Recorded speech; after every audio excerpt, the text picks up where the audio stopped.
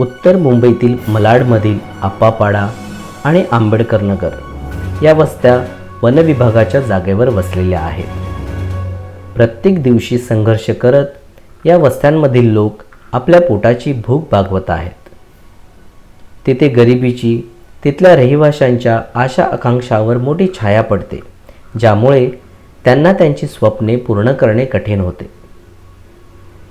प्रामुख्याने ही वस्ती वन विभागाच्या विशाल कार्यक्षेत्रावर वसलेली आहे, त्यामुळेच या वस्तीतील लोकांना नेहमीच जटिल प्रशासकीय आव्हानांचा सामना करावा लागतो।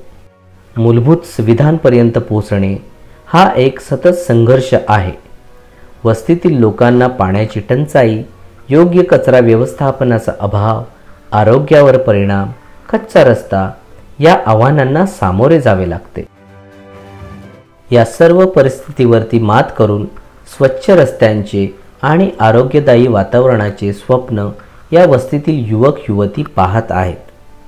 अशाच युवकांच्या संपर्कात येऊन उपजीविका फाउंडेशनने या भागात असणाऱ्या डॉक्टर बाबासाहेब आंबेडकर स्मारक या ठिकाणी स्पोकन इंग्लिश ॲट विहारा अंतर्गत स्पोकन इंग्लिशचे वर्ग चालू करण्याचा निर्णय घेतला।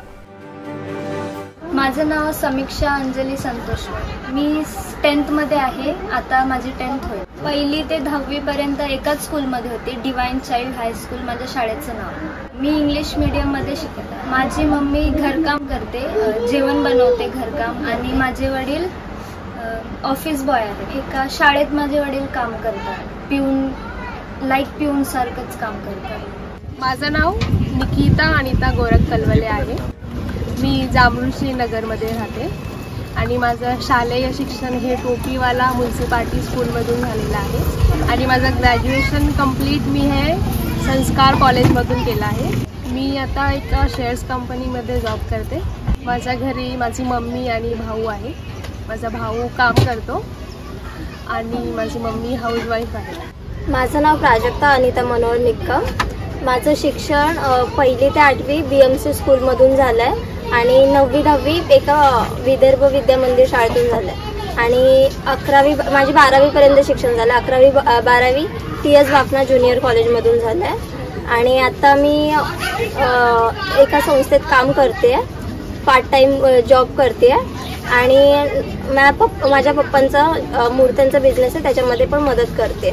मला इंग्लिश शिकावंसं वाटलं कारण मी इंग्लिश मीडियममध्ये असून पण माझ्या शाळेमध्ये जास्त इंग्लिशचा वापर झाला नाही आणि यामुळे मला असं वाटलं की आपण दुसरीकडून कुठेतरी इंग्लिश साध्या सोप्या भाषेत शिकून घ्यावं आणि ते मला फ्युचरमध्ये खूप कामाला येणार, म्हणून मला वाटलं की मला इंग्लिश शिकायला पाहिजे।